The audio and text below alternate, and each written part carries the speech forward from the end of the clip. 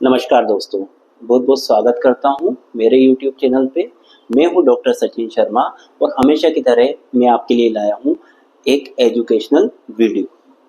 तो जैसा कि दोस्तों आप जानते हैं कि मध्य प्रदेश की अलग अलग यूनिवर्सिटीज़ में जो है इस समय एग्ज़ाम शेड्यूल जारी है और एग्ज़ाम से चल रही है। तो MP हायर एजुकेशन के जो सिलेबस है उसके आधार पर मैं आज थर्ड ईयर के जो स्टूडेंट है, ग्रेजुएशन लेवल के थर्ड ईयर के जो स्टूडेंट हैं और ऐसे स्टूडेंट जिन्होंने वोकेशनल सब्जेक्ट में पोषण और आहार लिया है या न्यूट्रिशन और डाइटिक्स लिया है, उनके लिए आज ये वीडियो बहुत ही ज़्यादा उपयोगी होने वाला है। मेरे द्वारा जो है इसका जो पूरा सिलेबस है इसका एक समराइज फॉर्म में मैं आज की क्लास लेके आया हूँ, ताकि जिनकी एग्ज़ाम 1 या 2 दिन के अंदर है वो भी अगर इस वीडियो को लगातार बार बार देखते हैं, बिना स्किप किए हुए देखते हैं, तो 100% वो एग्ज़ाम में पास होने की स्थिति में नहीं, सिर्फ पास होने की स्थिति में नहीं, अच्छे मार्क्स लाने की स्थिति में आ जाएंगे। क्योंकि मैंने हर एक टॉपिक को इसमें कवर किया है और इस तरह से कवर किया है कि आपको उसका अपने आप ही बहुत ज़्यादा नॉलेज हो जाएगा और आप उसको विस्तार पूर्वक लिख सकेंगे। तो हम स्टार्ट करते हैं आज की क्लास। और ये जो सिलेबस जो मैंने कवर किया है ये लगभग सभी यूनिवर्सिटी में सेम रहता है, क्योंकि सभी यूनिवर्सिटी जो है वो MP हायर एजुकेशन के सिलेबस को फॉलो करती है। तो थर्ड ईयर के स्टूडेंट्स स्टार्ट करते हैं हम आज का क्लास। तो स्टार्ट करने से पहले मैं आपको बताना चाहूँगा कि आपकी जो सिलेबस है न्यूट्रिशन एंड डाइट्स का, तो थर्ड ईयर का जो आपका सिलेबस है इसमें टोटल आपको 5 यूनिट है दी गई है।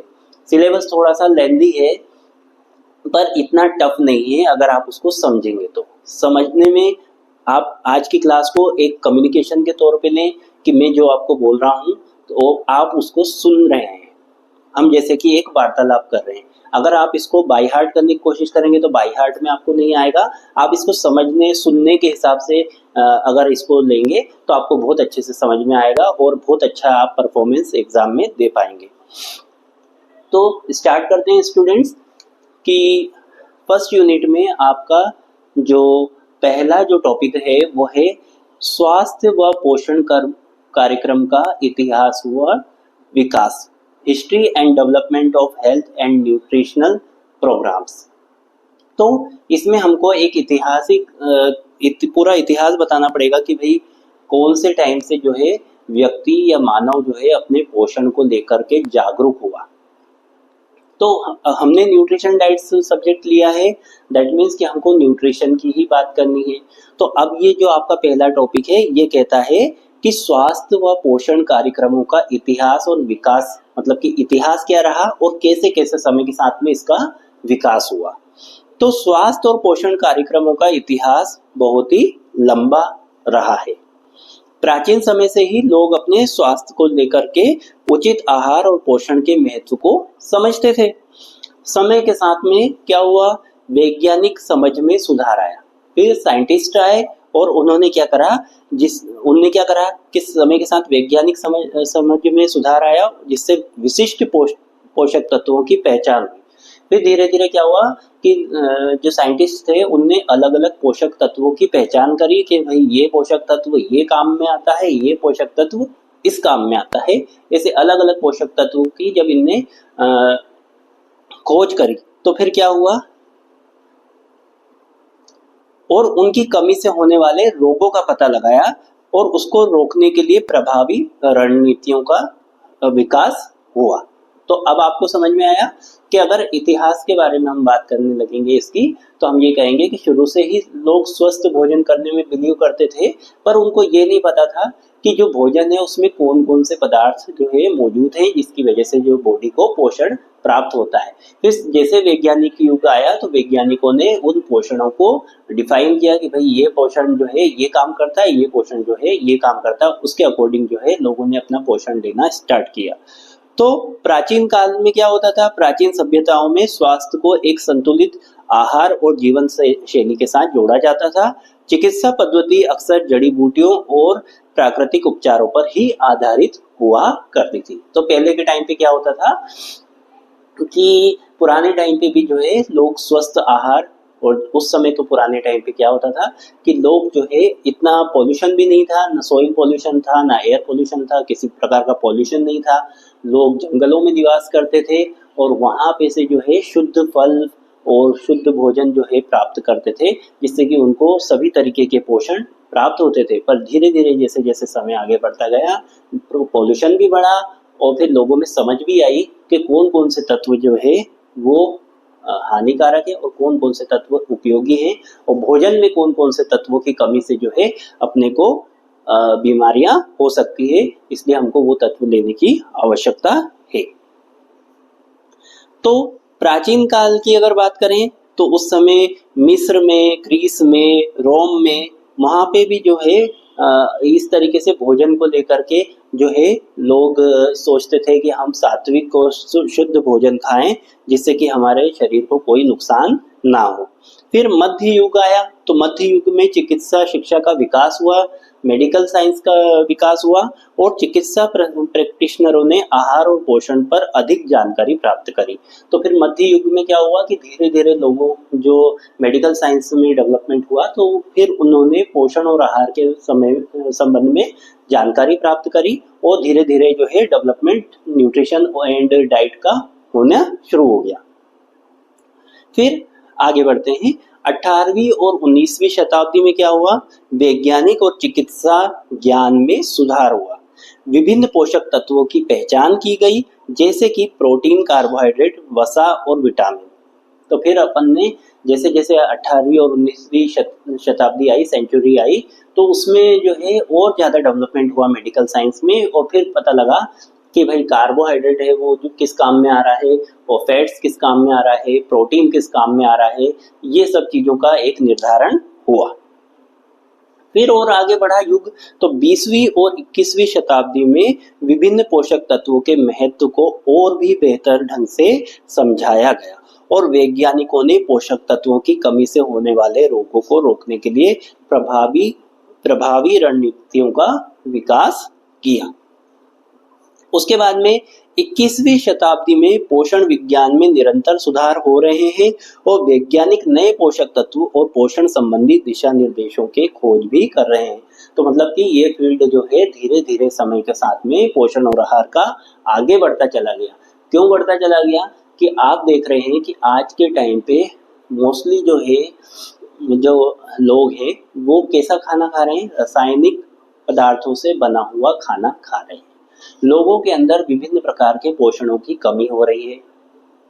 इस कारण से एक जागरूकता फैलाना बहुत जरूरी है, लोगों को जागरूक होना बहुत जरूरी है कि उनको पोषण संबंधी ज्ञान होना बहुत ही ज्यादा आवश्यक है।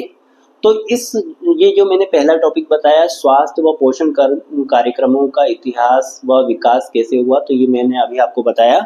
और इस बात का निष्कर्ष क्या निकलता है, इस बात का निष्कर्ष ये निकलता है कि स्वास्थ्य और पोषण कार्यक्रमों का इतिहास बहुत ही लंबा रहा है और प्राचीन काल से ही लोग जो है उचित आहार और पोषण का महत्व को समझते आए हैं। समय के साथ में वैज्ञानिकों में दृष्टिकोण में भी सुधार आया और वैज्ञानिक के जो मेडिकल साइंस है वो उसमें डेवलपमेंट हुआ और धीरे धीरे लोगों को जागरूकता हुई कि कैसे जो है अपने को अपनी हेल्थ का ध्यान रखना है। उसके बाद में आपका जो नेक्स्ट टॉपिक था वो था सेक्टर अथॉरिटी के ऊपर डिपेंड था, क्षेत्र व प्राधिकार, सेक्टर अथॉरिटीज। तो अब सेक्टर अथॉरिटी क्या होता है? सेक्टर अथॉरिटी सार्वजनिक स्वास्थ्य और पोषण के बीच में एक मजबूत संबंध है। सेक्टर अथॉरिटी जो कि स्थानीय सरकारी निकाय है, सार्वजनिक स्वास्थ्य को और पोषण को बढ़ावा देने का महत्वपूर्ण भूमिका निभाते हैं। वे स्वस्थ भोजन की आदतों को बढ़ावा देने, पोषक तत्वों की जानकारी प्रदान करने और स्वास्थ्य संबंधी बीमारियों की रोकथाम के लिए नीतियां और कार्यक्रम बनाते हैं। तो अगर आपको क्वेश्चन आता है सेक्टर अथॉरिटी क्या करती है, तो आपको बोलना है कि सेक्टर अथॉरिटी जो है एक सरकारी निकाय है और इसका काम क्या रहता है, पोषण के प्रति लोगों को जागरूक करने का कार्य है। तो सेक्टर अथॉरिटी का सार्वजनिक स्वास्थ्य और पोषण से क्या संबंध है? तो सेक्टर अथॉरिटी का सार्वजनिक स्वास्थ्य और पोषण से ये संबंध है कि पहला तो है स्वास्थ्य जागरूकता, कि लोगों को स्वास्थ्य के प्रति जागरूक करना, स्वस्थ आहार को बढ़ावा देना। सेक्टर अथॉरिटी और क्या काम करता है, एक तो स्वास्थ्य की जागरूकता फैलाता है लोगों के बीच में और स्वस्थ आहार को बढ़ावा भी देता है, बीमारी की रोकथाम के लिए भी जानकारी प्रदान करता है और स्वास्थ्य सेवाओं की योजना बनाने का कार्य भी करता है। मतलब कि वे स्वास्थ्य केंद्र, अस्पतालों और अन्य स्वास्थ्य सेवाओं की योजना बनाते हैं ताकि सभी लोगों को स्वास्थ्य देखभाल मिल सके। फिर आगे बढ़ते हैं तो कुल मिलाकर के हम कह सकते हैं कि जो सेक्टर अथॉरिटी होती है ये सार्वजनिक स्वास्थ्य और पोषण को बढ़ावा देने में महत्वपूर्ण भूमिका निभाती है और वो लोगों को स्वस्थ जीवन शैली अपनाने के लिए प्रेरित भी करती है, जिससे कि जो है बीमारियों की रोकथाम के उपाय भी प्राप्त हो सके। तो अगर आपको क्वेश्चन आता है कि सेक्टर अथॉरिटी क्या होता है तो आपको बस इतना कहना है कि ये जो है शासकीय जो है एक शासकीय जो है निकाय है और ये जो है स्वास्थ्य और पोषण के संबंध में जो है जागरूकता फैलाने का कार्य करती है। फिर आगे बढ़ते हैं, आपका जो अगला जो टॉपिक रहेगा वो है आपका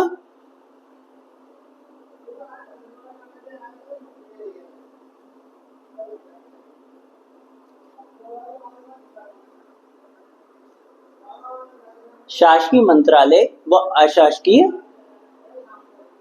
संगठन, गवर्नमेंट मिनिस्ट्रीज एंड एनजीओ। तो गवर्नमेंट मिनिस्ट्रीज और एनजीओ का क्या होते हैं, मतलब कि शासकीय मंत्रालय व अशासकीय संसाधन क्या होते हैं। तो ये क्या रहते हैं, सरकारी मंत्रालय और गैर सरकारी संगठन दोनों ही सार्वजनिक स्वास्थ्य और पोषण में महत्वपूर्ण भूमिका निभाते हैं। मतलब कि जो सरकारी कार्यालय जो बनाए हुए हैं पोषण के संबंध में जानकारी देने के लिए, तो एक तो वो, और गैर सरकारी संगठन जो है मतलब कि जो कि एनजीओ वगैरह है, वो सब मिलकर के जो है क्या करते हैं, ये लोगों को स्वास्थ्य के प्रति जागरूकता पैदा करते हैं। सरकारी मंत्रालय नीति बनाने, कानून लागू करने और सार्वजनिक स्वास्थ्य कार्यक्रमों को वित्त पोषित करने में शामिल होते हैं। मतलब कि ये क्या करते हैं कि सरकारी मंत्रालय जो क्या करता है, नीति बनाता है। सरकारी मंत्रालय क्या करता है, ये नीति बनाता है और कानून को लागू करता है और सार्वजनिक स्वास्थ्य कार्यक्रमों को जो है फाइनेंशियल एड भी देता है। और जबकि एनजीओ जो रहता है वो क्या करता है, जमीनी स्तर पर पोषण कार्यक्रम को लागू करता है और स्वास्थ्य जागरूकता को बढ़ा सकता है। तो अब अगर आपसे क्वेश्चन पूछा जाता है स्टूडेंट्स कि गवर्नमेंट मिनिस्ट्रीज और एनजीओ में क्या डिफरेंस है, तो आपको ये कहना है कि जो शासकीय मंत्रालय होता है वो क्या करता है, शासकीय मंत्रालय का काम क्या होता है कि वो स्वास्थ्य से संबंधित जो भी जागरूकता अभियान चलते हैं उनके लिए फाइनेंशियल एड प्रोवाइड करता है और साथ में जो आपका एनजीओज वगैरह रहते हैं, ये एनजीओज क्या काम करते हैं, ये जो है आपको स्वास्थ्य के प्रति जमीनी तौर पर वहां पे उस एरिया में जाकर के लोगों को जागरूकता फैलाने का कार्य करते हैं। एनजीओ जो रहते हैं वो सरकारी भी हो सकते हैं या गैर सरकारी भी हो सकते हैं या अर्धशासकीय भी हो सकते हैं। फिर आगे बढ़ते हैं, अगला जो आपका टॉपिक है महिला बाल विकास, वुमन एंड चाइल्ड डेवलपमेंट। तो महिला और बाल विकास मंत्रालय का सार्वजनिक स्वास्थ्य और पोषण से गहरा नाता है। महिला और बाल विकास मंत्रालय महिलाओं और बच्चों के स्वास्थ्य और पोषण में सुधार के लिए कई कार्यक्रम और पहल चलाता है जो सार्वजनिक स्वास्थ्य को बेहतर बनाने में मदद करते हैं। तो मतलब कि महिला और बाल विकास मंत्रालय क्या करता है, ये महिलाओं के और जो बच्चे हैं उनके विकास के लिए जो है ये कार्यक्रम चलाते हैं। स्वास्थ्य और पोषण में सुधार के लिए जो कार्यक्रम होते हैं वो ये चलाते हैं। तो उदाहरण के लिए अगर बात की जाए तो आंगनवाड़ी कार्यक्रम बच्चों को और गर्भवती महिलाओं को पोषण प्रदान करने का कार्य करते हैं जिससे कि सार्वजनिक स्वास्थ्य में सुधार होता है। अब आगे बात करते हैं कि महिला और बाल विकास मंत्रालय का सार्वजनिक स्वास्थ्य और पोषण से क्या संबंध है। तो इनका संबंध ये है, पहला तो है पोषण संबंधी हस्तक्षेप। मतलब कि ये क्या है, ये मंत्रालय कुपोषण को दूर करने के लिए विभिन्न कार्यक्रम चलाता है। जैसे कि आंगनवाड़ी कार्यक्रम जो बच्चों और गर्भवती महिलाओं को पोषण प्रदान करता है, इससे सार्वजनिक जो स्वास्थ्य होता है उसमें सुधार होता है। उसके बाद में दूसरी चीज होती है स्वास्थ्य जागरूकता। तो स्वास्थ्य जागरूकता मतलब कि ये जो है स्वास्थ्य के प्रति सभी को जागरूक करने का कार्य करते हैं। उसके बाद में कानून और नीतियां। तो कानून और नीति की बात करें तो मंत्रालय महिलाओं और बच्चों के स्वास्थ्य और पोषण के लिए कानून और नीतियां जो बनाता है, जो सार्वजनिक स्वास्थ्य को बेहतर बनाने में मदद करता है। उसके बाद में आगे बढ़ते हैं सामाजिक सशक्तिकरण। तो मंत्रालय जो है महिलाओं को आर्थिक और सामाजिक रूप से भी सशक्त बनाने का काम करता है। तो महिला और बाल विकास मंत्रालय है, उसके क्या क्या कार्य हैं, अभी अपन ने क्या क्या पढ़े हैं कि वो जो आंगनवाड़ी है और ये बहुत सारी जो संस्थाएं हैं ये क्या करते हैं कि ये महिला और बच्चों के पोषण का ध्यान रखते हैं, साथ में जो है उनका सामाजिक सशक्तिकरण भी करते हैं, मतलब कि उनको आर्थिक सहायता भी प्रदान करते हैं जिससे कि वो जो है उनके स्वास्थ्य और पोषण में भी सुधार आ सके। फिर आगे बढ़ते हैं, अगला जो आपका टॉपिक है वो है आपका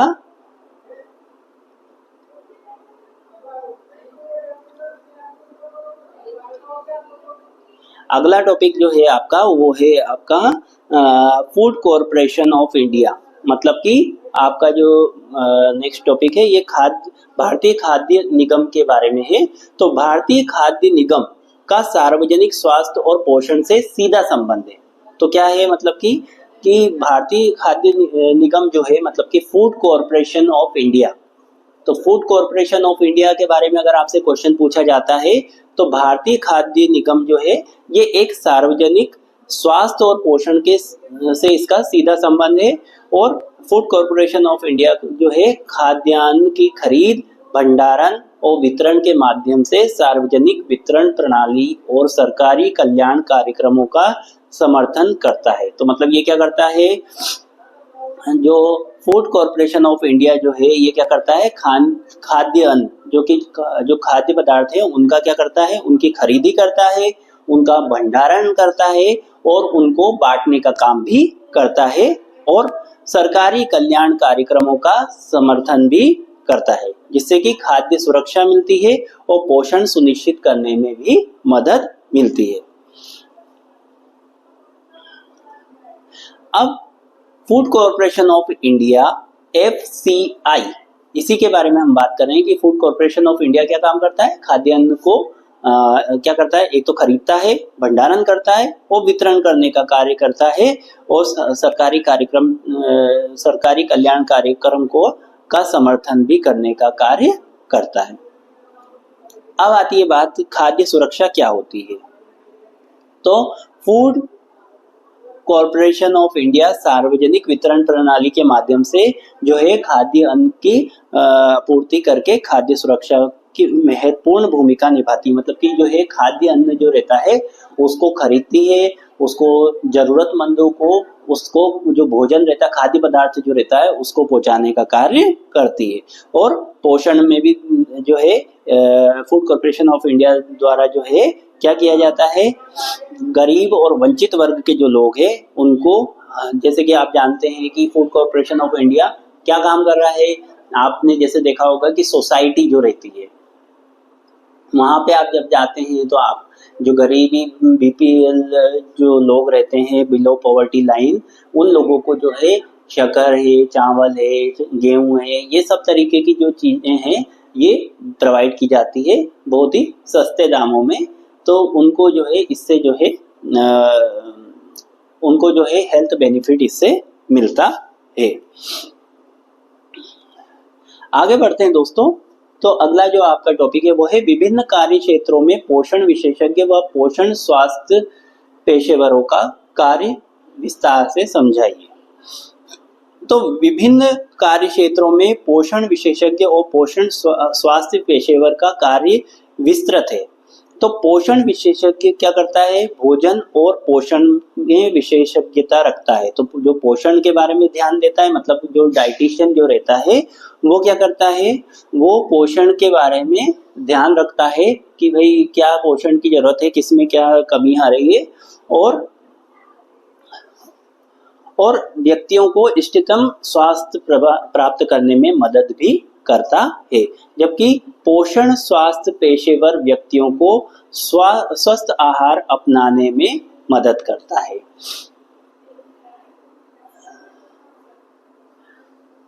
उसके बाद में आगे बढ़ते हैं, पोषण विशेषज्ञ का कार्य क्या होता है। अब अपन पोषण विशेषज्ञ का कार्य के बारे में बात करते हैं और फिर बाद में अपन बात करेंगे पोषण स्वास्थ्य पेशेवर का कार्य क्या होता है। तो इन दोनों में क्या डिफरेंस होता है अब आपको समझ में आ जाएगा। अगर आपको क्वेश्चन पूछा जाता है कि पोषण विशेषज्ञ और पोषण स्वास्थ्य पेशेवरों में क्या अंतर है, तो पहले अपन बात करते हैं पोषण विशेषज्ञ का कार्य। इसको इंग्लिश में कहते हैं न्यूट्रिशनिस्ट का कार्य क्या रहता है। तो पहला कार्य तो है आकलन और योजना। तो वे व्यक्तियों की पोषण संबंधी आवश्यकताओं का आकलन करते हैं, भोजन योजनाएं विकसित करते हैं और स्वस्थ खाने की आदतों के बारे में शिक्षा प्रदान करते हैं। तो क्या करता है पोषण विशेषज्ञ, पोषण विशेषज्ञ जो है वो पोषण के संबंध में आवश्यकताओं का आकलन करता है, किसी व्यक्ति के अंदर क्या क्या पोषण की जरूरत है, और फिर बाद में उसको जो है स्वस्थ भोजन के बारे में जानकारी प्रदान करता है। सलाह और परामर्श, तो वो व्यक्तियों को व्यक्तिगत स्वास्थ्य आवश्यकताओं के अनुरूप आहार संशोधन और पोषण योजनाओं की सलाह देता है। तो मतलब वो क्या करता है, जो पोषण विशेषज्ञ रहता है वो सलाह देता है कि भाई तुम्हारे शरीर में ये परेशानी आ रही है, तो तुमको इस चीज की कमी है, तो तुमको ये वाला जो है पोषण लेने की आवश्यकता है। फिर पोषण विशेषज्ञ और क्या काम करता है, टीकाकरण और चिकित्सा का भी काम करता है। तो वो बीमारियों की रोकथाम और प्रबंधन में मदद भी करते हैं और चिकित्सीय आहार योजना भी बनाते हैं। शिक्षण और जागरूकता, तो वे सार्वजनिक स्वास्थ्य सामुदायिक पोषण कार्यक्रम और नीति और वकालत संगठनों के माध्यम से पोषण के बारे में शिक्षा और जागरूकता फैलाते हैं। कौन फैलाता है, पोषण विशेषज्ञ। तो पोषण विशेषज्ञ ने क्या क्या करा, एक तो आकलन करा कि शरीर में किस चीज की कमी है और उसको कैसे पूरा किया जा सकता है। वो सलाह देता है कि आप जो है अपने आहार में संशोधन करें, टीकाकरण करवाता है, चिकित्सा के बारे में जानकारी देता है, शिक्षा देता है, जागरूकता प्रोवाइड करता है। उसके बाद में अनुसंधान और विकास में पोषण संबंधी अनुसंधान में भाग लेते हैं और नई आहार से संबंधी सिफारिशों के बारे में को विकसित करते हैं। अब आती है बात किनकी, पोषण स्वास्थ्य पेशेवर का कार्य।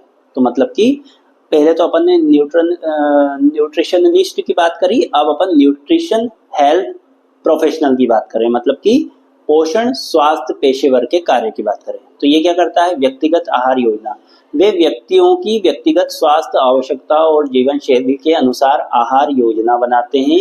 मतलब कि कैसी जीवन शैली उसके अकॉर्डिंग वो उनका जो योजना बनाते हैं। समूह और जनसंख्या स्तर पर व्यक्तियों को पोषण संबंधी जानकारी मार्गदर्शन देते हैं, स्वस्थ जीवन शैली को बढ़ावा देते हैं, संवर्धन और सहायता प्रदान करते हैं। तो निष्कर्ष ये निकलता है पूरी चीज का कि पोषण विशेषज्ञ और पोषण स्वास्थ्य पेशेवर दोनों ही स्वास्थ्य को बढ़ावा देने और बीमारियों की रोकथाम और प्रबंधन के लिए महत्वपूर्ण भूमिका निभाते हैं। उनकी भूमिका व्यक्तियों की पोषण संबंधी आवश्यकताओं को पूरा करने, स्वस्थ आहार अपनाने में मदद करने और स्वस्थ जीवन शैली को बढ़ावा देने की होती है। तो मतलब दोनों ही लोग जो रहते हैं, चाहे वो पोषण विशेषज्ञ हो या पोषण स्वास्थ्य पेशेवर हो, तो वो दोनों ही जो है वो एक ही काम करते हैं। कि वो क्या काम करते हैं, उनका जो सर्वप्रथम जो एक ही काम है कि वो जो है पोषण के बारे में जानकारी प्रदान करते हैं और जागरूकता फैलाते हैं।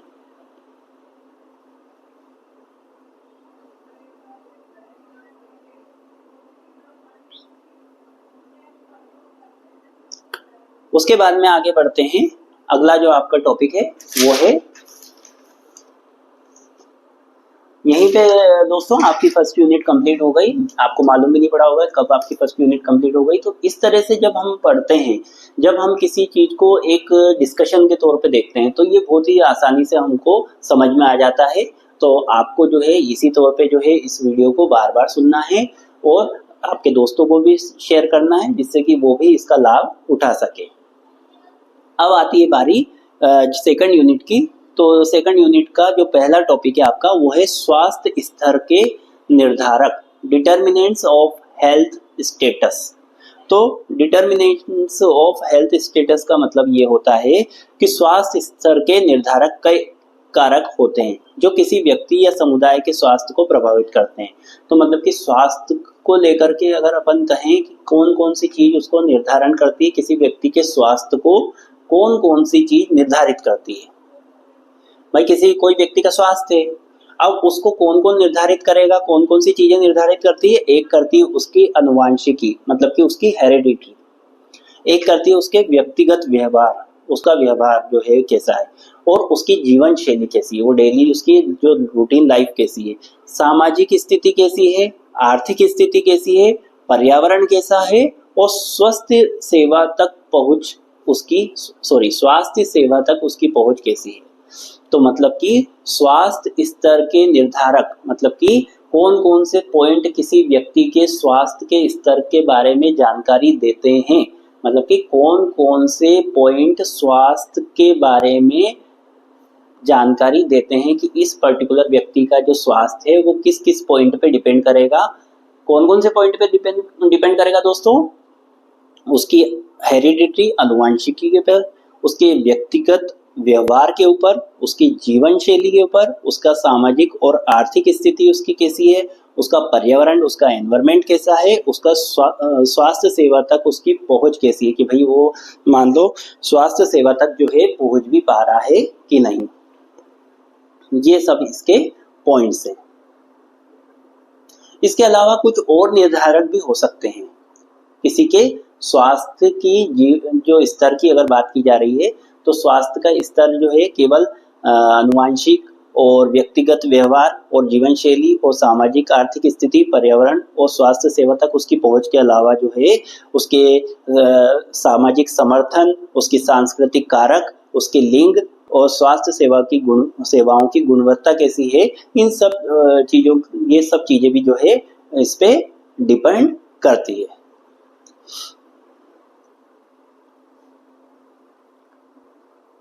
उसके बाद में हम आगे बढ़ते हैं। स्वास्थ्य के संकेतक क्या हैं? अब स्वास्थ्य के संकेतक क्या है? स्वस्थ रहने के कई संकेतक होते हैं जो शारीरिक, मानसिक और सामाजिक पहलुओं से जुड़े होते हैं। स्वस्थ शरीर के लिए शरीर का तापमान, रक्तचाप, पल्स दर, श्वसन दर सामान्य सीमा में होनी चाहिए। तो अपन कब कह सकते हैं कि कोई व्यक्ति नॉर्मल है? तो वो नॉर्मल कब रहेगा? जब हम उसके शरीर का बॉडी टेम्परेचर देखेंगे, बॉडी टेम्परेचर कैसा है, उसके अंदर ब्लड फ्लो कैसा हो रहा है, बॉडी के अंदर ब्लड सप्लाई कैसी हो रही है, उसकी धड़कन कैसी आ रही है, पल्स कैसे आ रही है, उसमें सांस लेने की क्षमता कैसी हो रही है, उसकी धड़कन जो है वो सही आ रही कि नहीं आ रही।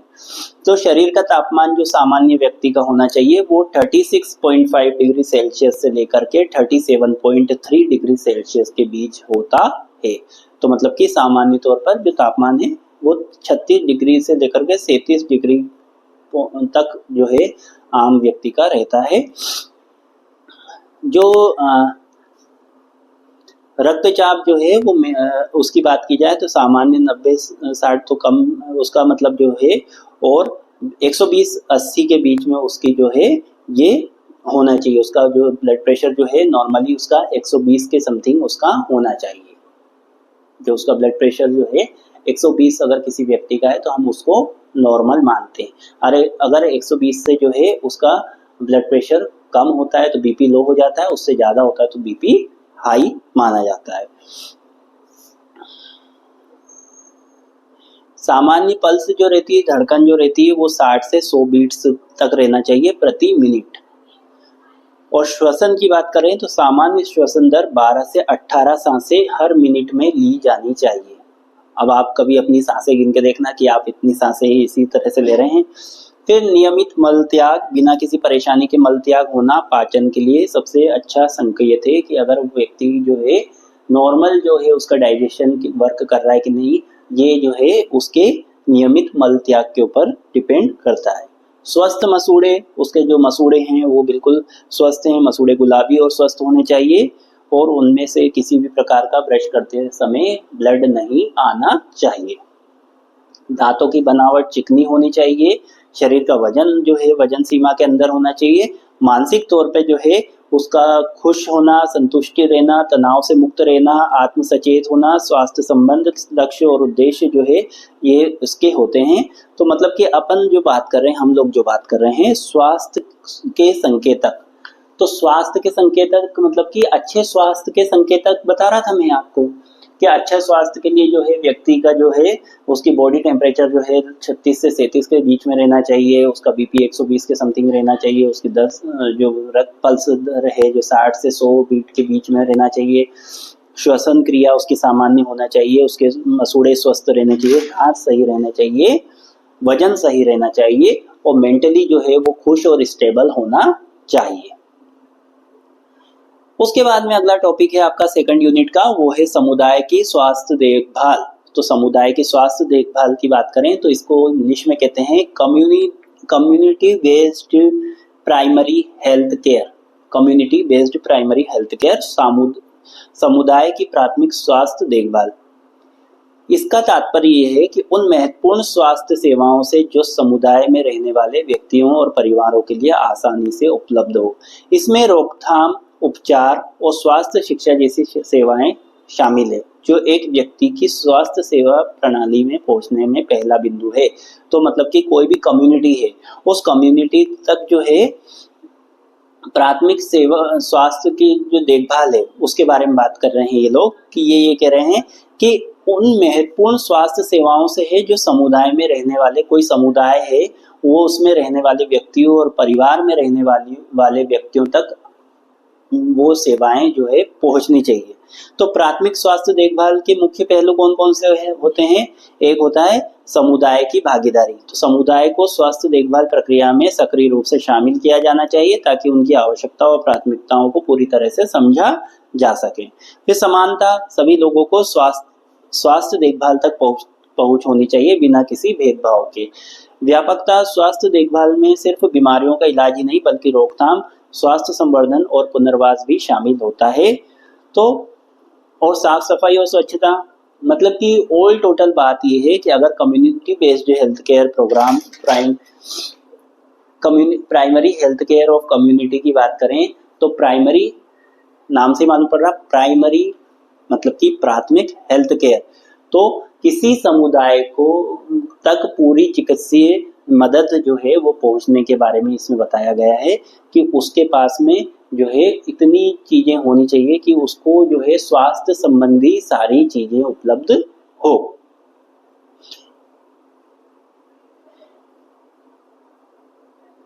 तो ये जो प्राथमिक स्तर पे जो स्वास्थ्य संबंधी जो जानकारी देते हैं, तो ये जो है किस तरीके से क्या क्या प्रिकॉशन रखने चाहिए बीमार होने से बचाव के लिए, ये सब चीजें उसके अंतर्गत आते हैं। अगले टॉपिक पे चलते हैं दोस्तों अपन, कि अगला टॉपिक जो है वो कौन सा है?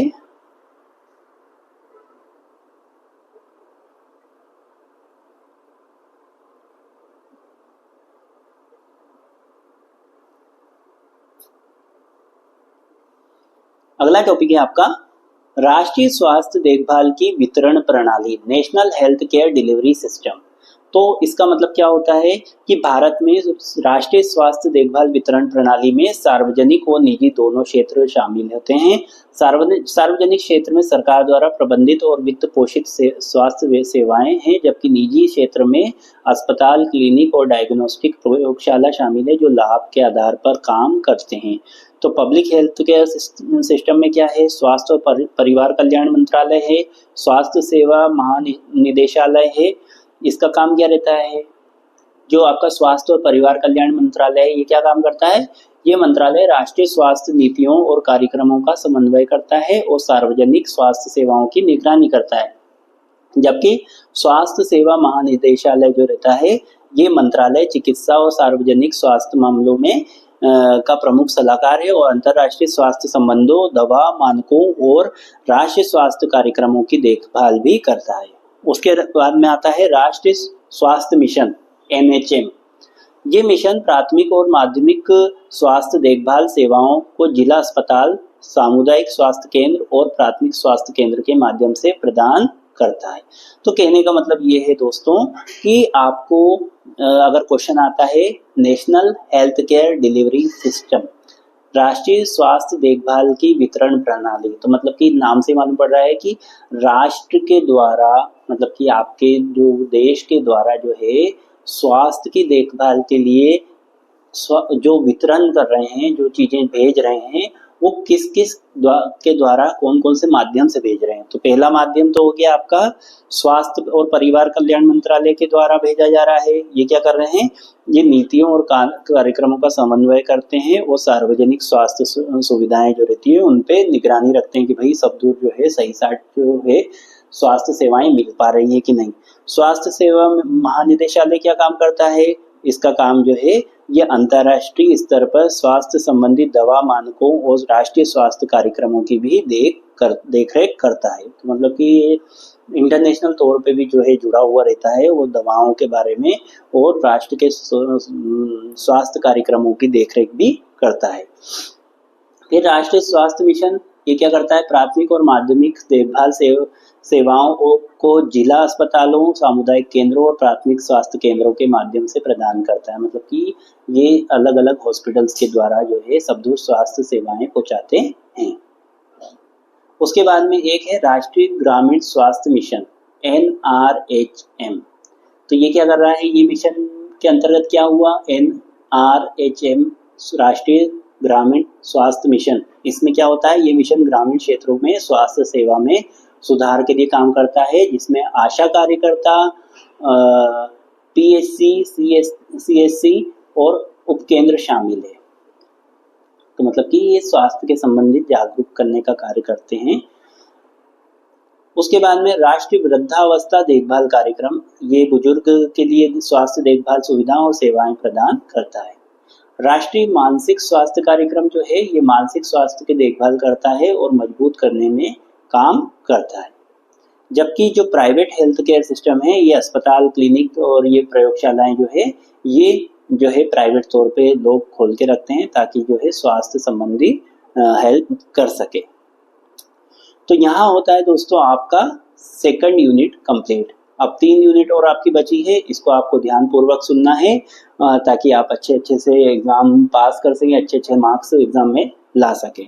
तो आपका तीसरी जो यूनिट है वो, उसमें आपको कौन सा क्वेश्चन है पहले देखते हैं अपन कि मुख्य पोषण संबंधी समस्याएं और उस कौन कौन सी पोषण के संबंध में समस्याएं हैं उनके बारे में पढ़ना है आपको इटियोलॉजी के बारे में पढ़ना है। मतलब कि इटियोलॉजी को हिंदी में भी इटियोलॉजी ही कहते हैं। उसके बाद में आपको प्रिवेलेंस, मतलब कि आपको व्यापकता के बारे में पढ़ना है। नैदानिक अभिव्यक्ति, मतलब कि क्लिनिकल प्रेजेंटेशन के बारे में पढ़ना है। और रोकथाम, मतलब कि प्रिवेंशन और चिकित्सीय उपाय, मतलब कि ट्रीटमेंट के बारे में आपको पढ़ना है। अब ये इतने सारे टॉपिक्स को आपको कैसे पढ़ना है ये मैं आपको इजीली बताता हूँ। तो दोस्तों मुख्य पोषण संबंधी स्वास्थ्य समस्याएं, तो मतलब कि अगर अपन बात करें कि जो पोषण के संबंध में कौन कौन सी स्वास्थ्य समस्याएं आ सकती है उसके बारे में हम बात कर रहे हैं कि पोषण अगर घटता है तो कौन कौन सी प्रॉब्लम्स आ सकती है उसके बारे में बात करें। तो सबसे पहले तो बात आती है कि कुपोषण की, मतलब अगर हम इटियोलॉजी या उत्पत्ति की बात करें तो सबसे पहले बात आती है कुपोषण की। तो ये पोषक तत्वों की कमी से होता है जो आमतौर पर अपर्याप्त भोजन, अपर्याप्त अवशोषण या पोषक तत्वों की बढ़ी हुई आवश्यकता से होता है। तो कुपोषण कैसे होता है, मतलब कि जो पोषण अगर उनको सही मात्रा में नहीं मिलता है किसी व्यक्ति को तो ये प्रॉब्लम हो जाती है। उसके बाद में आता है अति पोषण। तो अति पोषण कैसे होता है दोस्तों कि अति पोषण जो है, यदि पोषक तत्वों की अधिकता हो जाती है तो अति पोषण भी हो जाता है। सामाजिक और आर्थिक कारण क्या हो सकते हैं, गरीबी, भोजन की कमी और भोजन तक पहुंच में कमी को भी इसका कारण हो सकते हैं। फिर मान लीजिए कि हॉस्पिटल ना हो, उसके पास उपलब्ध ना हो, हॉस्पिटल जाने के उसके पास पैसे ना हो, तो वो भी इसकी प्रॉब्लम हो सकती है। अब आती है बात, तो उत्पत्ति की बात करी, मतलब कि हमने क्या बात करी, मुख्य पोषण संबंधी समस्याएं। तो मुख्य पोषण संबंधी समस्याएं कब आती है? तो आपको अगर टॉपिक आता है कि मुख्य पोषण संबंधी समस्याओं के बारे में बताइए, तो पहला आपसे अगर आपको ये पूछ लिया इटियोलॉजी, तो इटियोलॉजी को हिंदी में क्या कहते हैं? उत्पत्ति। तो अगर क्वेश्चन आता है कि मुख्य पोषण संबंधी समस्याओं को बताओ और समस्या को बताओ और इटियोलॉजी को बताओ, तो इटियोलॉजी का मतलब ये होता है उत्पत्ति के, आपको मतलब कि कोई सी बीमारी जो हो रही है या स्वास्थ्य संबंधी प्रॉब्लम हो रही है। इटियोलॉजी का मतलब क्या होता है? उत्पत्ति की, किसी स्वास्थ्य संबंधी परेशानी की उत्पत्ति हो रही है। तो कौन कौन से जैसे स्वास्थ्य संबंधी परेशानी हो सकती है? हो सकता है कि कुपोषण हो जाए, पोषण की कमी हो जाए, या ज्यादा पोषण हो जाए, अति पोषण हो जाए। सामाजिक और आर्थिक कारक भी इसके हो सकते हैं कि भाई भोजन की कमी हो गई या भोजन तक पहुंच नहीं पा रहा, चिकित्सा की कमी हो गई, मान लीजिए कि उसको जो है किसी तरीके की बीमारी हो गई, आहार संबंधी व्यवहार, अनुचित आहार, सही से जो आहार नहीं ले रहा है, असंतुलित आहार ले रहा है, या अत्यधिक भोजन, अति पोषण को बढ़ावा हो रहा है। तो ये सब चीजें जो है काय के अंतर्गत आती है? इटियोलॉजी मतलब कि उत्पत्ति। काय की उत्पत्ति? ये उत्पत्ति की बात कर रहे हैं मुख्य पोषण संबंधी समस्याओं की, कि पोषण से संबंधित समस्या की उत्पत्ति कब होती है, या पोषण से संबंधी समस्याओं की इटियोलॉजी कब होती है, मतलब कि उत्पत्ति कब होती है। तो आपको कहना है कि ये जब कुपोषण हो जाता है या अधिक पोषण हो जाता है, या फिर उसके पास में गरीबी है, सामाजिक स्तर पे उसका आर्थिक स्तर पे वो इतना ज़्यादा जुड़ा हुआ नहीं है, या फिर चिकित्सीय संबंधी प्रॉब्लम है, तो ये तो हो गई इटियोलॉजी। अब आती है प्रिविलेंस। प्रिविलेंस मतलब कि व्यापकता। तो व्यापकता की अगर बात की जाए तो कुपोषण, तो दुनिया भर में कुपोषण बहुत बड़ी समस्या हो गई, खासकर विकासशील देशों में, मतलब कि डेवलपिंग कंट्रीज में कुपोषण बहुत ज़्यादा प्रॉब्लमेटिक हो गया है। अतिपोषण, विकसित देशों में अतिपोषण विशेषकर मोटापे के रूप में एक व्यापक समस्या होती है। मतलब कि जो डेवलपिंग कंट्री है, जो अपने आप को डेवलप करने की कोशिश कर रही है, उनमें तो क्या हो गया कि उनके पास खाने की कमी हो, तो वो जो है अपने अंदर क्या हो रहा है, उनके अंदर कुपोषण हो रहा है। और जिनके पास में पोषण है तो वो अलग तरीके से उस पोषण को ले रहे हैं। मान लीजिए कि वो फैटी फूड ले रहे हैं, या फिर जो है कोलेस्ट्रॉल, हाई कोलेस्ट्रॉल वाला खाना खा रहे हैं, जिससे कि जो है उनके अंदर दूसरा अति पोषण हो गया, तो जिसकी वजह से वो बहुत ज़्यादा मोटापा और ये सब की प्रॉब्लम से गिर गए। तो प्रिविलेंस का मतलब होता है व्यापकता। तो व्यापकता जो है कुपोषण के तौर पे भी होती है, अति पोषण के तौर पे भी होती है, या सामाजिक आर्थिक कारक के द्वारा भी होती है। तो प्रिविलेंस पूछा जाए या व्यापकता पूछी जाए काय के बारे में, मुख्य पोषण के संबंधी समस्याओं के बारे में, तो आपको ये चीज आनी चाहिए। फिर बात करते हैं क्लिनिकल प्रेजेंटेशन, नैदानिक अभिव्यक्ति। तो नैदानिक अभिव्यक्ति में क्या होता है कि कुपोषण जो होता है, मान लीजिए कम वजन, विकास में देरी, कमजोर प्रतिरक्षा प्रणाली, अतिपोषण जो मोटापा है, हृदय रोग है, मधुमेह है। तो विशेष संकेत और लक्षण की बात करें तो अगर हम नैदानिक अभिव्यक्ति की बात कर रहे थे अभी, तो नैदानिक अभिव्यक्ति का मतलब क्या होता है कि भाई आप इसके लिए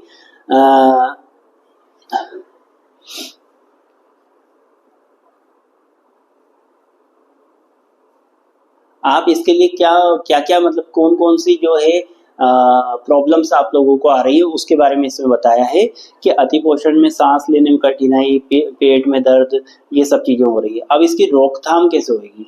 तो रोकथाम की अगर बात की जाए तो, या बचाव की बात की जाए तो बचाव कैसे होता है कि भाई जिसको कुपोषण है उसको संतुलित मात्रा में पोषण दे, और जिसको अति पोषण है उसको जो है उसके जो पोषण संबंधी जो विकार आ रहे हैं उसको भी सही करके उसको दिया जाए। उसके बाद में निष्कर्ष ये निकलता है कि कुपोषण और अतिपोषण गंभीर स्वास्थ्य समस्याएं हैं जिनका इलाज और रोकथाम संभव है।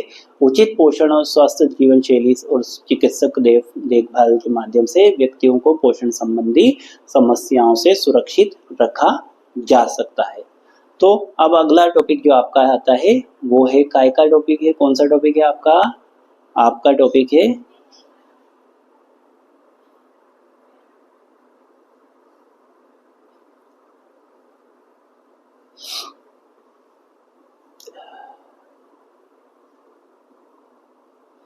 Prophylaxis programme.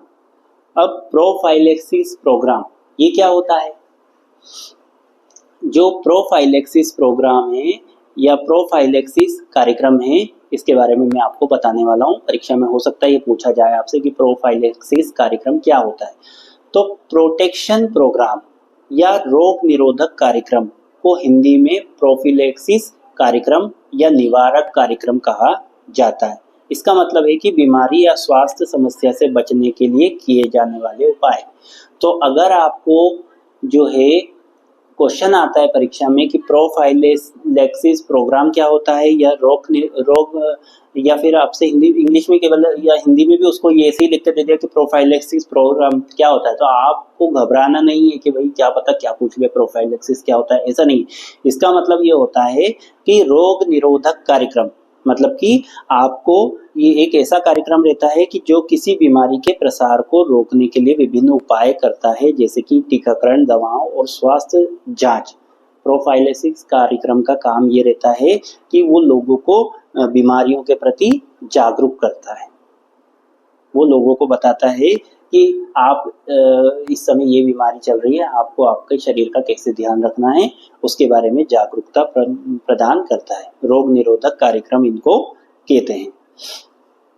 उसके बाद में ये जो है टीकाकरण जैसे कि काम होता है, टीकाकरण करते हैं ये विभिन्न बीमारियों के बचाने के लिए, जैसे कि चेचक है, खसरा है, पोलियो है, इनके लिए टीकाकरण प्रोग्राम होते हैं। तो ये क्या कार्यक्रम है, प्रोफाइलेसिस कार्यक्रम के अंतर्गत ही आते हैं। और स्वास्थ्य की नियमित जांच वगैरह भी ये करते हैं। उसके बाद में आपका नेक्स्ट टॉपिक है नेशनल टोबैको कंट्रोल प्रोग्राम, राष्ट्रीय तंबाकू नियंत्रण कार्यक्रम।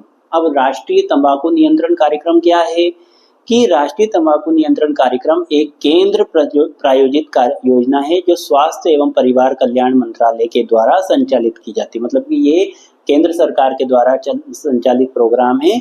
और ये कौन से मंत्रालय इसको कर रहा है, स्वास्थ्य और परिवार कल्याण मंत्रालय इसको संचालित कर रहा है। और इसका उद्देश्य क्या है, तंबाकू के सेवन से होने वाले हानिकारक प्रभावों के बारे में जागरूकता बढ़ाना, तंबाकू नियंत्रण कानूनों को प्रभावी कार्यान्वयन सुनिश्चित करना और तंबाकू के सेवन को कम करवाना है।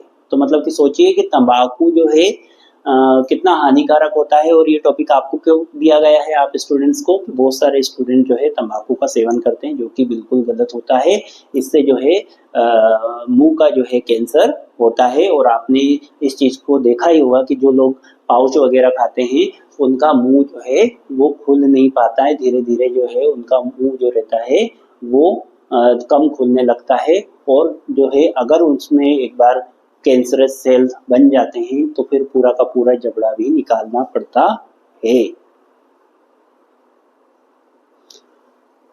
तो ये जो है केंद्र सरकार भी इस चीज पे काम कर रही है, राज्य सरकार भी कर रही है और जिला स्तर पे भी जो है इस चीज को बढ़ावा दिया है, मतलब रोकने के लिए बढ़ावा दिया जा रहा है कि भाई किसी को तंबाकू का सेवन नहीं करना चाहिए। हालांकि कहने को तो ये भी चलाया गया है कि अगर कोई कहीं सार्वजनिक स्थान पे धूम्रपान करता हुआ दिखता है तो उस पे जो है कुछ पेनाल्टी लगेगी। बाकी नॉर्मली तो ऐसा होता नहीं है। ना ही आपने देखा होगा बस में भी कई लोग धूम्रपान करते हैं, सार्वजनिक जगहों पे भी धूम्रपान करते हैं। तो ये सब चीजें हैं।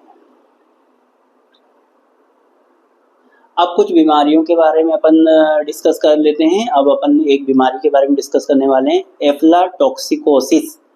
एफ्लाटॉक्सिकोसिस, अगर ये क्वेश्चन पूछा जाता है कि एफ्लाटॉक्सिकोसिस क्या होता है तो आपको बोलना है कि एफ्लाटॉक्सिकोसिस एक फंगल जनित विषाक्तता है जो पशुधन में होती है जब वो एफ्लाटॉक्सिन नामक विषैले पदार्थों के संपर्क में आते हैं। तो मतलब कि ये काय में होता है, एक फंगल इन्फेक्शन है। ये एफ्लाटॉक्सिकोसिस जो है एक पॉइजनस फंगल इन्फेक्शन है जो कि पशुओं में होती है। और ये कौन फैलाता है, जब वे एफ्लाटॉक्सिन नामक विषैले पदार्थ के संपर्क में आ जाते हैं।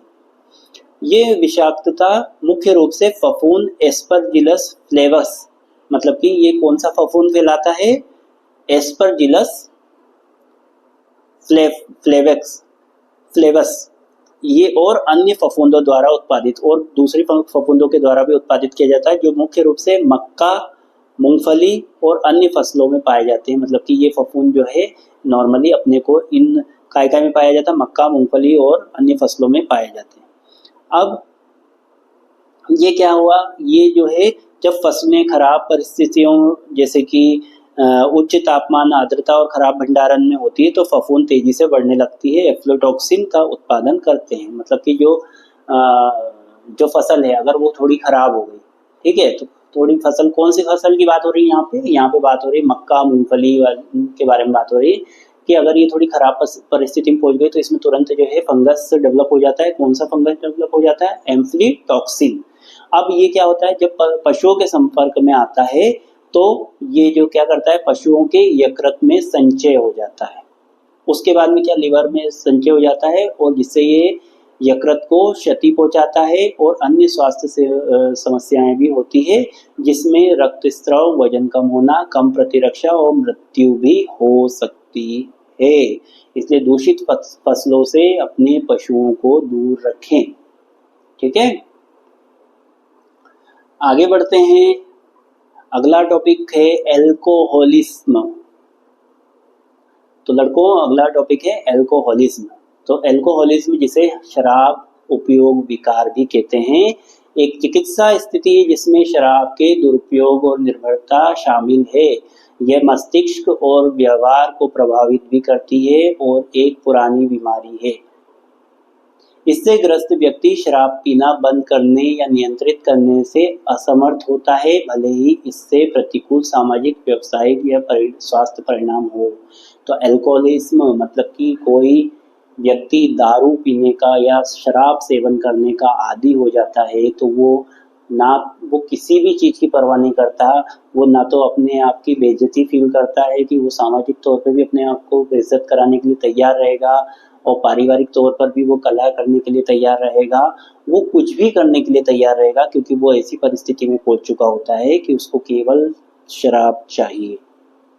अब इसकी मुख्य विशेषताएं क्या है कि शारीरिक निर्भरता। व्यक्ति को शराब के बिना शारीरिक वापसी के लक्षणों का अनुभव होता है, जैसे कि वो बेचैनी, पसीना आना और मतली। मतलब कि क्या होता है कि अगर उसको टाइम से शराब नहीं मिले तो वो बेचैन होने लगता है, उसको पसीना आने लगता है और उसका शरीर जो है पूरी तरीके से अल्कोहल पे डिपेंड हो जाता है। वो अगर उसको अल्कोहल नहीं मिले तो वो बिल्कुल परेशान हो जाता है और लत जो है इसको व्यक्ति शराब के बिना नहीं रह पाता है और शराब पीने की उसको तीव्र इच्छा होती है। शराब के दुरुपयोग से होने वाले नकारात्मक परिणाम शराब पीने के कारण सामाजिक, व्यावसायिक, वित्तीय और स्वास्थ्य संबंधित समस्याएं भी हो सकती है, लेकिन व्यक्ति फिर भी शराब पीना बंद नहीं करता है और वो शराब पीने को नियंत्रित करने में भी असमर्थ हो जाता है। अब एल्कोहलिज्म के कारण क्या क्या होते हैं? इसका कारण हो सकता है आनुवंशिक कारक भी हो सकता है, सामाजिक कारक भी हो सकता है और मानसिक स्वास्थ्य समस्याएं भी हो सकती हैं कि भाई वो शराब जो कोई व्यक्ति है, हो सकता है कि किसी आनुवंशिक कारक की वजह से भी बहुत ज़्यादा पी रहा है या सामाजिक तौर पे वो बहुत ज़्यादा अपने आप को अकेला महसूस कर रहा है या किसी परेशानी से भागने के लिए वो ये कर रहा है या मानसिक तौर पे भी जो है उसको कोई स्वास्थ्य से संबंधित परेशानी है। तो अल्कोहलिज्म का निदान क्या होता है? अल्कोहलिज्म का निदान जो है इसके लिए जो है जो व्यक्ति के लक्षणों, मेडिकल इतिहास और शराब के सेवन के बारे में पूछताछ करता है। मतलब कि एक स्वास्थ्य सेवा पेशेवर के पास उसको जाना चाहिए जो कि इस चीज़ को कंट्रोल कर सकता है। अल्कोहलिज्म का उपचार कई प्रकार से होता है, जिसमें चिकित्सा रूप से प्रबंधित डिटॉक्स, दवाइयाँ, समूह चिकित्सा, मनोचिकित्सा और आत्म सहायता समूह भी शामिल है। तो मतलब कि कुछ लोग जो है डिटॉक्सिफिकेशन करवाते हैं, उसके बाद में उसको मानसिक तौर पे जो है ऐसी मेडिसिन देते हैं कि उसको जो है शराब की इच्छा ना हो। तो ये भी एक प्रकार की बीमारी है अल्कोहलिज्म की। तो आपके आसपास कोई अगर इस तरीके की बीमारी से पीड़ित है तो आप समझिए कि वो जो है इस बीमारी से पीड़ित है, तो उसको जो है उसको स्वास्थ्य संबंधी परेशानी है, उसको डॉक्टर को दिखाना चाहिए, क्योंकि वो चाह के खुद चाहेगा तो भी वो उस चीज़ को ख़त्म नहीं कर पाएगा, उसको किसी न किसी की मदद चाहिएगी। अब आती है बात फ्लोरोसिस। अब फ्लोरोसिस नामक क्या चीज़ होता है फ्लोरोसिस? तो फ्लोरोसिस, जिसे दांत फ्लोरोसिस या कंकाल फ्लोरोसिस भी कहा जाता है, ये एक ऐसी स्थिति है जो अत्यधिक फ्लोराइड के संपर्क में आने से होती है, खासकर बच्चों में। ये दांतों और हड्डियों को प्रभावित करता है। दांत फ्लोरोसिस दांतों के इनेमल को में बदलाव से जुड़ा होता है, जिसमें वे हल्के रंग के धब्बे या रंग के धब्बे दिखा सकते हैं। कंकाल फ्लोरोसिस हड्डियों को मजबूत बनाता है, जिससे दर्द और कठोरता होती है। अब दांत फ्लोरोसिस के कारण अपन देख लेते हैं। इसमें क्या होता है कि यह मुख्य रूप से दांतों के विकास के दौरान अत्यधिक फ्लोराइड के संपर्क में आने के कारण होता है। इससे क्या होता है, दांत जो रहते हैं उसमें धब्बे बन जाते हैं, सफ़ेद और पीले रंग के, और लकीरें बन जाती है। और गंभीर मामलों में दांतों का रंग जो है वो फीका पड़ जाता है। काहे का, दांत का फ्लोरोसिस अगर होता है तो मतलब कि फ्लोरीन की मात्रा अगर शरीर में ज़्यादा हो जाती है बच्चों के, तो उसको दांतों में ये प्रॉब्लम देखने को मिलती है। और इसका जो अगर उपचार की बात करें तो इसकी उपचार की आवश्यकता नहीं है। इसको जो है अपने को जो भी पानी वो पी रहा है तो उस पानी को जो है ठीक बदलने का प्रयास करना चाहिए। कंकाल फ्लोरोसिस में क्या होता है, ये लंबे समय तक अत्यधिक फ्लोराइड के सेवन के कारण जिसमें हड्डियों में जमा हो जाता है फ्लोराइड। तो इसमें क्या होता है कि पीठ दर्द होता है, जोड़ों में कठोरता हो जाती है, जोड़ कड़क हो जाते हैं, सीमित गतिशीलता मतलब फ्लेक्सिबिलिटी कम हो जाती है और हड्डी में बदलाव हो जाते हैं। अब क्या होता है, हड्डियां मतलब कड़क हो जाती है। कंकाल फ्लोरोसिस में क्या होता है, हड्डियां कड़क हो जाती है, उनमें लचीलापन खत्म हो जाता है, तो फिर वो व्यक्ति चल फिर ही नहीं पाता है। अब आगे बढ़ते हैं हम, तो ये थर्ड यूनिट आपकी यहीं समाप्त हुई है। अब अपन आते हैं फोर्थ यूनिट में। तो फोर्थ यूनिट में आपको क्या है, संक्रामक बीमारियां, कम्युनिकेबल डिसीजेस। तो संक्रामक रोग वे बीमारियां हैं जो सूक्ष्म जीव जैसे बैक्टीरिया, वायरस, कवक और परजीवी के कारण होते हैं, जो एक व्यक्ति से दूसरे व्यक्ति में फैल सकते हैं। इन रोगों के कारण होने वाले लक्षण अलग अलग होते हैं, लेकिन आमतौर पर बुखार, थकान, गले में खराश, खांसी और त्वचा पर दाने शामिल होते हैं। संक्रामक रोग से बचाव के लिए उचित स्वच्छता, टीकाकरण और सुरक्षित यौन व्यवहार का पालन करना चाहिए। अब संक्रामक रोग का परिचय क्या है। संक्रामक रोग वे बीमारियां होती है जो किसी व्यक्ति को रोगाणुओं के संपर्क में आने से होती है, और इन रोगाणुओं में बैक्टीरिया, वायरस, कवक और परजीवी शामिल होते हैं। ये रोग एक व्यक्ति से दूसरे व्यक्ति में फैल सकते हैं। तो संक्रामक बीमारी जो रहती है कम्युनिकेबल डिसीज होती है, एक व्यक्ति से दूसरे व्यक्ति में फैल सकती है, इसलिए हमको इसका ध्यान रखना चाहिए। ये काय से हो सकती है, ये वायरस के द्वारा हो सकती है, बैक्टीरिया के द्वारा हो सकती है, फंगस के द्वारा हो सकती है। जैसे कि आपने किसी को दाद वगैरह हो रहे हैं तो या स्किन डिसीज हो रही है तो वो एक से दूसरे को फैल जाती है। किसी को सर्दी जुकाम हो रहा है तो वो उसके साथ में कोई संपर्क में आसपास बैठा है, वो छींक रहा है, खांस रहा है, तो दूसरे को भी सर्दी हो जाती है। तो ये जो है सब एक कम्युनिकेबल डिसीज है, तो इससे हमको बचाव करना चाहिए। बहुत सारी अलग अलग डिसीजेस के बारे में जो है बताया है, जैसे कि आपका एग्जाम्पल के तौर पे ट्यूबरकुलोसिस के बारे में बताया है कि ट्यूबरकुलोसिस जो है माइक्रोबैक्टीरियम ट्यूबरकुलोसिस या टीबी अपन इसको कहते हैं। अब टीबी में क्या होता है कि ये जो है एक बैक्टीरिया के द्वारा होती है। कौन सा बैक्टीरिया, माइक्रोबैक्टीरियम ट्यूबरकुलोसिस, और ये क्या करती है, फेफड़ों को प्रभावित करती है। इसके लक्षण क्या होते हैं, लगातार खांसी, बुखार और वजन कम हो जाता है व्यक्ति को, और रात में उसको पसीना आता है। इसके बचाव के लिए बीसीजी का टीका लगता है और टीबी में के रोगियों से दूर रहने के उपाय किए जाते हैं। नियंत्रित करने के लिए मरीजों को एंटीबायोटिक दवाइयां भी दी जाती है। तो लक्षण क्या रहते हैं, टीबी के क्या लक्षण होते हैं, 3 सप्ताह से अधिक तक उसको खांसी चलती है, तो कभी कभी खांसी के साथ खून भी आ सकता है, कभी बुखार होता है दिन या रात में, वजन कम हो जाता है, रात को पसीना आता है, थकान होती है, सीने में दर्द होता है, सांस लेने में उसको कठिनाई आती है। और ट्यूबरकुलोसिस कौन सा बैक्टीरिया फैलाता है, जो है माइकोबैक्टीरियम ट्यूबरकुलोसिस बैक्टीरिया इसको फैलाता है।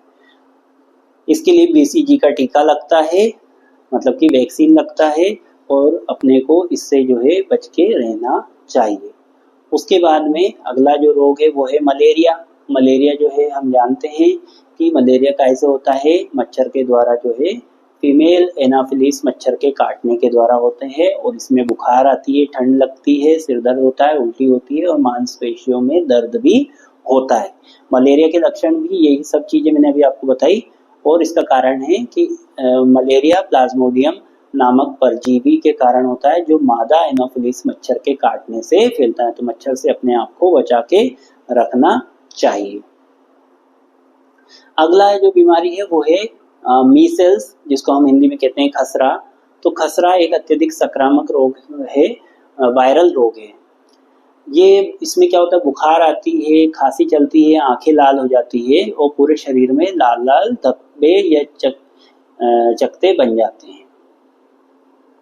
वायरस के कारण होता है इसका, और इसका सबसे अच्छा बचाव टीका लगवाना है, खासकर MMR खसरा मम्प्स रूबेला टीका। इसका जो टीका आता है वो होता है MMR, खसरे का जो है टीका लगता है। उसके बाद में आगे बढ़ते हैं। एक होती है बीमारी, मतलब कि 4th यूनिट में आपको बीमारियों के बारे में पढ़ना है, कम्युनिकेबल बीमारी के बारे में और कुछ बीमारी, जैसे कि एक बीमारी होती है हर्पीस मतलब कि हर्पीस सिंप्लेक्स वायरस के कारण होती है। तो ये कौन से वायरस है? एक वायरल बीमारी है हर्पीस की, और ये जननांग में होती है या मुंह पे होती है, जो कि एक दर्दनाक छाले या घाव पैदा करती है, और ये यौन संपर्क, मौखिक संपर्क और त्वचा से त्वचा के संपर्क के माध्यम से फैलता है। और हर्पीस से बचाव के लिए सुरक्षित यौन संबंध और व्यक्तिगत स्वच्छता का पालन करना महत्वपूर्ण होता है, खासकर जब लक्षण दिखाई देते हैं। तो मुंह का हर्पीस कैसा होता है? जब होठों और जीभ में दर्दनाक छाले और फफोले पड़ जाते हैं। जननांग में क्या होता है?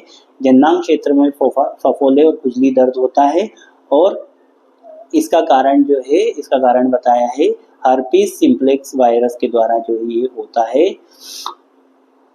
और इसके लिए जो है एंटीवायरल दवाओं को दिया जाता है ताकि इसको रोका जा सके।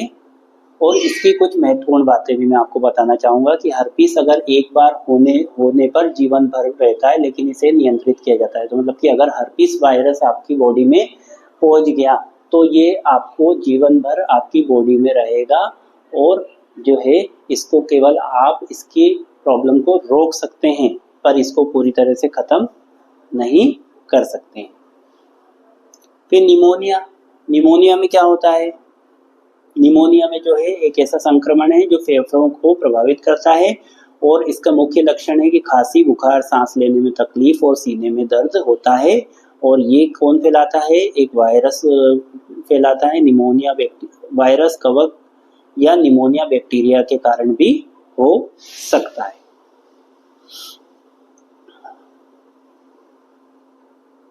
उसके बाद में आगे बढ़ते हैं।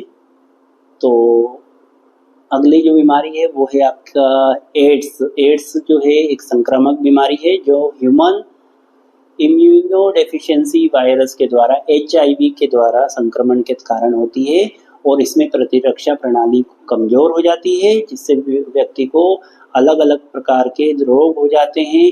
और एड्स के लक्षण, कारण, बचाव और नियंत्रण के बारे में जो है आप सभी जानते होंगे कि इसके प्रारंभिक लक्षण ये होते हैं कि बुखार, सिर दर्द, मांसपेशियों में दर्द, थकान और गले में खराश शामिल होती है। और जो ये इसके प्रारंभिक लक्षण अपन कह सकते हैं। तो मतलब कि एड्स में क्या होता है कि जो व्यक्ति रहता है उसके रोग प्रतिरोधक क्षमता कम हो जाती है, तो उसको जो भी रोग होता है वो ठीक नहीं हो पाता है, तो धीरे धीरे जो है वो व्यक्ति पूरी तरह से खत्म हो जाता है।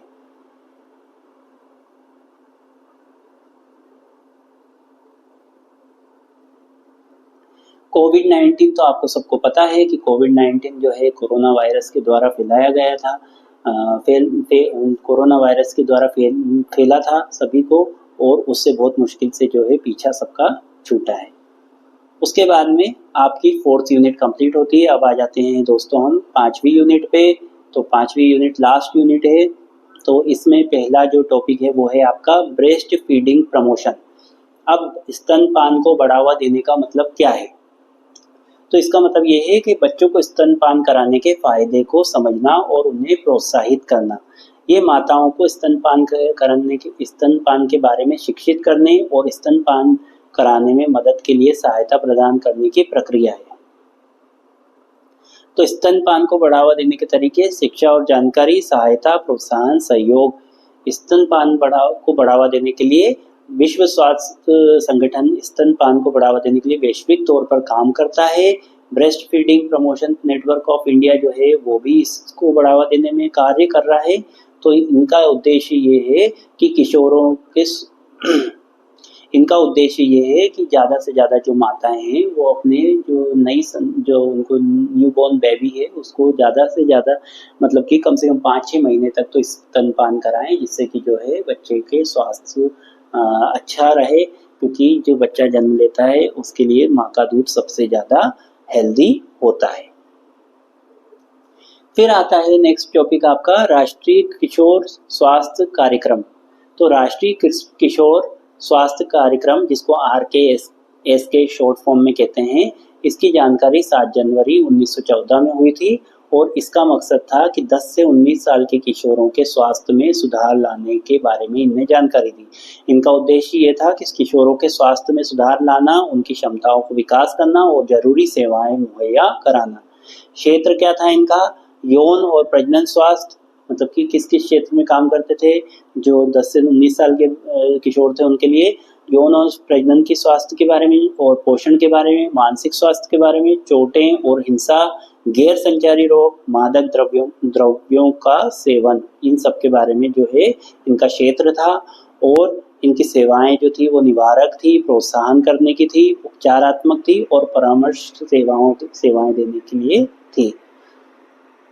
और ये सभी को जानकारी देने का काम करते हैं, चाहे वो बच्चा जो है स्कूल जाता हो, पढ़ता हो, लिखता हो, या विवाहित हो या अविवाहित हो, उन सभी को जानकारी देने का काम इनका होता है। तो मतलब आपको अगर क्वेश्चन आता है राष्ट्रीय किशोर स्वास्थ्य कार्यक्रम, तो आपको बस इतना याद रखना है कि राष्ट्रीय किशोर स्वास्थ्य कार्यक्रम अगर के बारे में पूछा जाए तो इतना याद रखना है कि 7 जनवरी 2014 को हुआ था स्टार्ट, और 10 से 19 साल के किशोर जो थे उनके स्वास्थ्य से संबंधित उनको जानकारी प्रोवाइड करना, उनके स्वास्थ्य के प्रति उनको जागरूक करने का कार्य इनका था। फिर अगला टॉपिक आपका है कि राष्ट्रीय बुजुर्ग स्वास्थ्य देखभाल कार्यक्रम। तो राष्ट्रीय बुजुर्ग स्वास्थ्य देखभाल कार्यक्रम जो है इसका क्या उद्देश्य था? भारत में बुजुर्गों के स्वास्थ्य के प्रति देखभाल प्रदान करना था और ये कार्यक्रम विभिन्न स्तर पर निवारक, उपचारात्मक और पुनर्वास सेवाएं प्रदान करता है। इसका उद्देश्य ये है कि कार्यक्रम इसमें वृद्धावस्था सेवाओं के लिए मानव संसाधन विकसित करना, वृद्धावस्था चिकित्सा के क्षेत्र में अनुसंधान और विकास को बढ़ावा देना, जनता को बुजुर्ग और के स्वास्थ्य संबंधी मुद्दों और नीतियों के बारे में जागरूक करना इसका कार्यक्रम का महत्व था।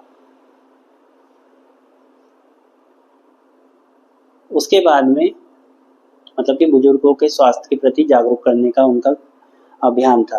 फिर अगला था ईट राइट इंडिया। अगला टॉपिक है ईट राइट इंडिया मूवमेंट 2019।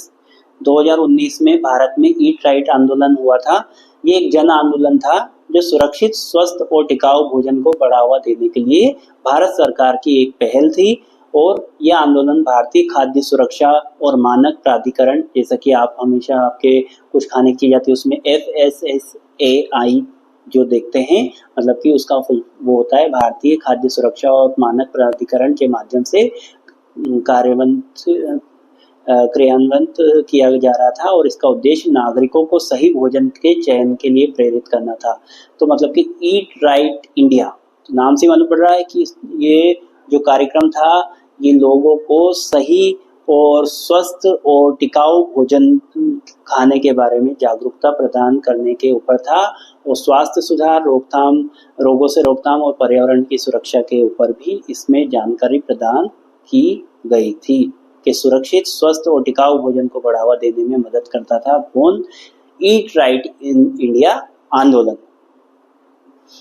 अगला टॉपिक है पोषण अभियान। पोषण अभियान क्या है? भारत सरकार की एक प्रमुख योजना है जो बच्चों, किशोरियों, गर्भवती महिलाओं और स्तनपान करने वाली माताओं के पोषण संबंधी स्थिति में सुधार लाने के लिए शुरू हुई है। इस अभियान का उद्देश्य है कुपोषण, बोनापन और अनीमिया को कम करना और कुपोषित बच्चों के लिए सही पोषण की देखभाल सुनिश्चित करना है। तो अगर आपसे क्वेश्चन पूछा जाता है कि पोषण अभियान का क्या है, तो आपको याद होना चाहिए कि पोषण अभियान की अगर बात की जाए तो ये अभियान भारत सरकार की एक प्रमुख योजना है जो कि बच्चों, किशोरियों, गर्भवती महिला और स्तनपान कराने वाली माताओं को पोषण संबंधी स्थिति में सुधार लाने के लिए शुरू की गई है। मतलब कि पोषण अभियान का उद्देश्य क्या है? एक तो कुपोषण को दूर करना, बोनापन मतलब कि कम हाइट को दूर करना, कई बोने रह जाते हैं, अनीमिया को कम करना, सही पोषण और देखभाल सुनिश्चित करने का काम होता है इसका उद्देश्य बता रहा हूँ मैं आपको, उद्देश्य याद रखने। सही पोषण और देखभाल सुनिश्चित करना, आंगनवाड़ी सेवाओं का उपयोग बढ़ाना और जन आंदोलन बनाना कि लोग जो है पोषण के प्रति जागरूक हो।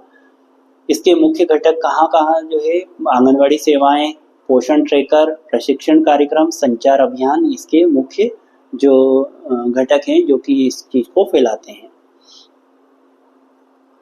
अगला टॉपिक है अंत्योदय अन्न योजना। अंत्योदय अन्न योजना क्या है? ये भी अंत्योदय अन्न योजना जो है भारत सरकार की एक योजना है। इसका उद्देश्य देश के अत्यंत गरीब परिवारों को रियायती दर पे भोजन उपलब्ध कराना है। ये योजना विशेष रूप से अत्यंत जो गरीब परिवार के लोग हैं उनको लाभ पहुंचाने के लिए डिजाइन किया गया है, जिसमें वे हर महीने 35 किलो गेहूं और चावल रियायती दर पर प्राप्त कर सकते हैं। अब इसकी दर क्या है? मान लीजिए चावल 3 रुपए प्रति किलोग्राम और गेहूं 2 रुपए प्रति किलोग्राम के हिसाब से मिलता है, ताकि जो बहुत ज्यादा गरीब लोग हैं उनको पोषण से संबंधित कोई प्रॉब्लम ना हो। उसके बाद में आपका अगला जो टॉपिक है वो है श्री अन्नपूर्णा योजना। श्री अन्नपूर्णा योजना एक ऐसी योजना है जो गरीबों और जरूरतमंदों को मुफ्त और रियायती दर पे भोजन उपलब्ध कराने का काम करती है। ये योजना भारत में कई राज्यों में संचालित है और इसका उद्देश्य लोगों की भूख से सुरक्षित करने का है और जरूरतमंद लोगों को भोजन प्रदान करना, गरीब को भूख से सुरक्षित करना और खाद्य सुरक्षा सुनिश्चित करना होता है। इसका जो लाभ है, मुफ्त या रियायती दर पे भोजन देते हैं, सम्मानजनक तरीके से भोजन प्राप्त करते हैं और नियमित रूप से भोजन उपलब्ध कराने का इसका काम होता है। अब खाद्य सुरक्षा, इस योजना अन्नपूर्णा योजना राजस्थान की विशेषताएं अगर बात की जाए, राजस्थान में अन्नपूर्णा जो योजना चल रही है उसमें क्या हो रहा है कि राज्य सरकार द्वारा सब्सिडी दी जाती है जिससे कि लाभार्थी को 8 रुपए में शुद्ध और पौष्टिक भोजन मिल सके, सिर्फ 8 रुपए में।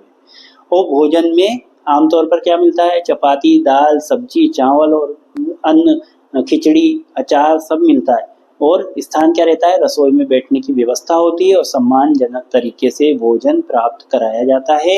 इसका समय होता है 8:30 बजे से 3 बजे तक और रात में शाम को 5 बजे से लेकर के 9 बजे तक जो है ये भोजन प्रदान किया जाता है। ये राजस्थान सरकार की जो है एक उपलब्धि है। तो स्टूडेंट्स, ये था आज आपका एक तरीके से मैंने पूरा टूर करवाया है आप लोगों को, 3rd ईयर के स्टूडेंट्स को, आपका वोकेशनल सब्जेक्ट न्यूट्रिशन और डाइट्स का। आप सबको मैं पढ़ाई का तरीका बता रहा हूँ और आंसर लिखने का तरीका बता रहा हूँ। पढ़ाई आपको ऐसे ही करनी है क्योंकि लास्ट मोमेंट पे आप कितनी भी किताबें लेके बैठ जाओ आपको इतना समझ में नहीं आने वाला है। इस वीडियो को आप बार बार सुनेंगे, जितनी बार आप सुनेंगे, आप चाहे मोबाइल को एक तरफ रख दें, मोबाइल चलता रहेगा, आपके कान में आवाज़ आती रहेगी, तो आपको बहुत अच्छे से समझ में आएगा और आपको चीज़ें याद रहेगी। और आंसर लिखते टाइम आप उसको पॉइंट वाइज बना करके, टॉपिक वाइज बना करके लिखेंगे तो बहुत अच्छे मार्क्स मिलेंगे। और आपको वीडियो कैसा लगा ये कमेंट पे ज़रूर बताएं। उसके बाद में नेक्स्ट आपको वीडियो किस टॉपिक पे चाहिए या तो वो भी मुझे कमेंट बॉक्स में ज़रूर लिख के दें। और ज़्यादा से ज़्यादा चैनल को सब्सक्राइब करें और लोगों को सब्सक्राइब कराएं, क्योंकि इसको बनाने में बहुत मेहनत लगती है, बहुत समय लगता है। चाहे आपका स्वास्थ्य ठीक है कि नहीं है, पर मेरा स्वास्थ्य चाहे ठीक है कि नहीं है, पर मैं आपके लिए ज़रूर ये वीडियो लेके आया हूँ क्योंकि आपकी एग्ज़ाम आ चुकी है। तो best of luck for the exam. आप बहुत अच्छे से एग्ज़ाम दीजिए और बहुत अच्छे मार्क्स लाइए। नेक्स्ट वीडियो तक के लिए धन्यवाद। फिर मिलते हैं नेक्स्ट वीडियो में।